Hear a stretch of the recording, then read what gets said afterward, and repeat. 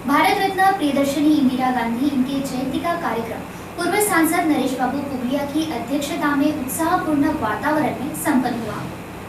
भारत की पहली महिला प्रधानमंत्री भारत रत्न प्रियदर्शनी इंदिरा गांधी इनके जयंती का कार्यक्रम विदर्भ किसान मजदूर कांग्रेस जिला चंद्रपुर की ओर से कांग्रेस के नेता तथा पूर्व सांसद नरेश बाबू पुगलिया इनकी अध्यक्षता में संपन्न हुआ।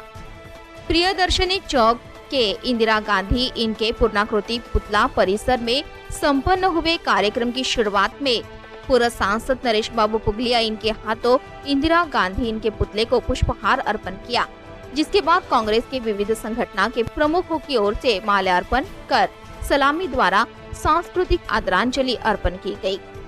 कार्यक्रम का प्रास्ताविक विदर्भ किसान मजदूर कांग्रेस के ग्रामीण अध्यक्ष गजानन राव गावंडे ने किया। कार्यक्रम को सफल बनाने के लिए कांग्रेस के युवा नेता राहुल पुगलिया, शहर अध्यक्ष तथा नगर सेवक देवेंद्र बेले, महामंत्री तथा नगर सेवक अशोक नागापुरे, करण पुगलिया व अन्य सहकारियों ने प्रयास किए। चंद्रशेखर पोड़े इनके आभार प्रदर्शन के बाद सभी में मिठाई का वितरण किया गया। इस अवसर पर कामगार नेता वसंत मांढरे, नगर परिषद के पूर्व उपाध्यक्ष अरुण बुरटकर, पूर्व नगर सेवक महेंद्र जायसवाल, रामदास वागदरकर, कृष्णन नायर, वीरेंद्र आर्य, अनिल तुंगेटवार, गजानन दिवसे, सुभाष माधनकर, सुनील पावने, सुधाकर सिंह गौर, बाबूलाल करुणाकर, श्रीनिवास पारनंदी, अनंता फूड, हरिहर भांडवलकर, अनिता बोबड़े, जयकुमार भवानी, बीके मुन, सायरा बानो, मुरलीधर चौधरी, सुनील बकाली, अमोल हलदर, निताई घोष, कृष्णा यादव, वसंता आंबेकर सैकड़ों कार्यकर्ताओं की उपस्थिति में कार्यक्रम संपन्न हुआ। इस समय पूर्व सांसद नरेश बाबू पुगलिया ने अपने विचार व्यक्त करते हुए इंदिरा गांधी इनके कार्य पर प्रकाश डाला। आज इंदिरा गांधी ने आदरांजलि देते समय हम सभी ने इंदिरा जी के आदर्श की अमल बचावनी अपनी कृति से पूर्ण करने के लिए सच रहे और जनहित और देश विकास के लिए अविरत काम करे। यही सही इंदिरा जी को आदरांजलि ठहरेगी, ऐसा आह्वान भी इस समय श्री पुगलिया ने उपस्थितों को किया। कार्तिक पूर्णिमा और कार्तिक पूर्णिमा के साथों साथ गुरु पर्व भी है। आज संत गुरु नानक जी का आज जन्म दिवस गुरु पर्व के रूप में भी मनाया जा रहा है। आज के इस शुभ अवसर पर मैं कहना चाहूँगा कि जिनकी हम आज जयंती मना रहे हैं, उन्होंने इस देश के आज़ादी की लड़ाई के लिए अपना कई सालों तक अपना समय जेल में बिताया है।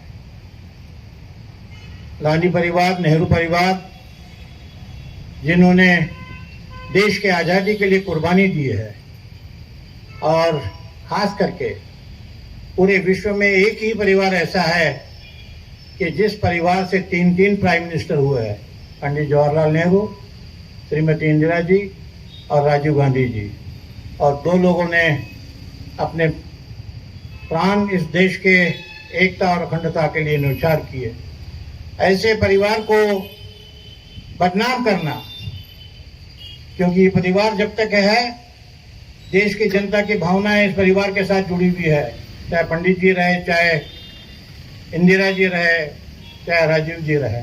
साथियों, इसीलिए जातिवादी प्रतिक्रियावादी शक्तियां एक तरफ महात्मा गांधी को बदनाम करने का उन्होंने एक षड्यंत्र रचा है, दूसरी तरफ नेहरू जी के बारे में सोशल मीडिया के नाम से एक बदनामी करने का एक षड्यंत्र उनका शुरू है।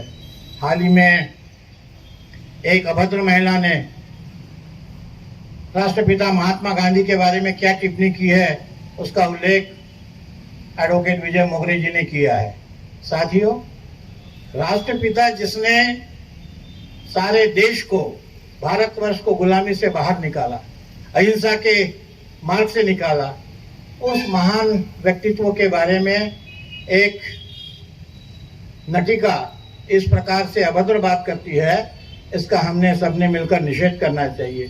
राष्ट्रपिता आज भी, कल भी हमारे लिए महत्वपूर्ण थे, आज भी हमारे लिए महत्वपूर्ण है। उसी प्रकार से पंडित जी के विषय में भी जो लोग अपप्रचार करते हैं, पंडित जी इस देश के पहले प्राइम मिनिस्टर थे, उनके माध्यम से इस देश में जो विकास हुआ है, और वही विकास चाहे उद्योग रहे, चाहे शिक्षण क्षेत्र रहे, चाहे सिंचाई का क्षेत्र, हर क्षेत्र में विकास पंडित जी ने पंचवार्षिक योजना के माध्यम से इस देश को एक कार्यक्रम दिया। कुछ प्रतिक्रियावादी शक्तियां गलत वादों के कारण तुम्हारे अकाउंट में 15 लाख चले जाएंगे, इतने 2-2 करोड़ लोगों को नौकरी हर साल मिलेंगी, झूठे वादों से जो सरकार सत्ता में आई है उन्हें पता है कि गांधी परिवार जब तक इस देश में जीवित है तब तक के इस देश की धर्मनिरपेक्षता कोई भी उसको हटा नहीं सकता। इस बात को वो अच्छे से जानते हैं और इसीलिए नेहरू गांधी परिवार को बदनाम करने की कोशिश करते हैं। साथियों, पिछले 1 साल से देश का किसान, देश का अन्नदाता अपने मांगों को लेकर और खास करके केंद्र सरकार ने बगैर चर्चा के जो 3 कृषि कानून बनाए उसके विरोध में 1 साल से आंदोलन चल रहा था। उस आंदोलन के कारण लाखों किसान दिल्ली के चारों रास्तों पर कई महीनों से बारिश में, ठंडी में, धूप में बैठे थे और इस 1 साल के आंदोलन में 600 से ज्यादा किसानों ने अपनी जान भी गंवाई है।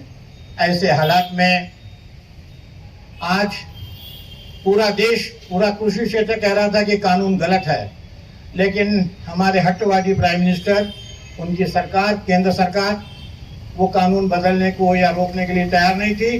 किंतु अब एक खुशी की बात मैं आपको बताना चाहूँगा, मजबूरी में पिछले बाई इलेक्शन में जो रिजल्ट सत्ताधारी पक्ष के केंद्र के खिलाफ गए, चाहे असेंबली के हो चाहे पार्लियामेंट के हो, उस कारण प्रधानमंत्री मोदी जी को निर्णय लेना पड़ा।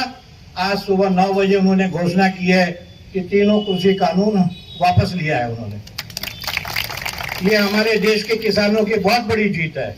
लेकिन अभी भी MSP, मिनिमम सपोर्ट प्राइस, ये मामला किसानों के हक में जो उन्होंने दूसरी मांग थी वो पूरी नहीं हुई है और हम उम्मीद करते हैं कि किसानों ने जो अपनी एकता बताई है, अहिंसा के मार्ग से एक बहुत बड़ा आंदोलन 1 साल तक चलाया है, अपनी जानें गंवाई हैं, महिलाएं भी इसमें बड़ी तादाद में उस आंदोलन में सहभागी हुई है, तो देश का किसान आज जागरूक हुआ है। साथियों, आज हमारा अन्नदाता किसान कर्ज बाजारी हो चुका है। 90% किसान कर्ज बाजारी है। ऐसे हालात में उनको जब तक के मिनिमम सपोर्ट प्राइस नहीं मिलता है, उन्हें मूल्य आधारित जो सरकार के कानून के हिसाब से अगर मूल्य नहीं मिलता है, MSP नहीं मिलती है, तो ये किसान कर्ज मुक्त नहीं हो सकता। कि केंद्र सरकार इस पे भी अवश्य विचार करेंगी।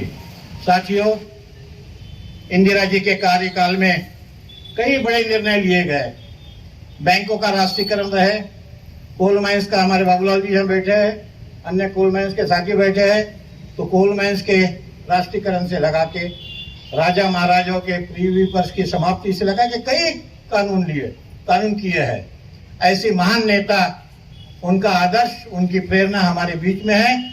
हम उम्मीद करते हैं कि हमारे यहाँ गुरुजी ने, हमारे एडवोकेट विजय ने, कुंदोजवार जी ने जो सूचनाएं की है उसका हमारे कार्यकर्ता, हमारे साथी जरूर पालन करेंगे और इंदिरा जी को, उनके विचारों को आगे ले जाना, यही सही मानों में उनको आदरांजलि होंगी।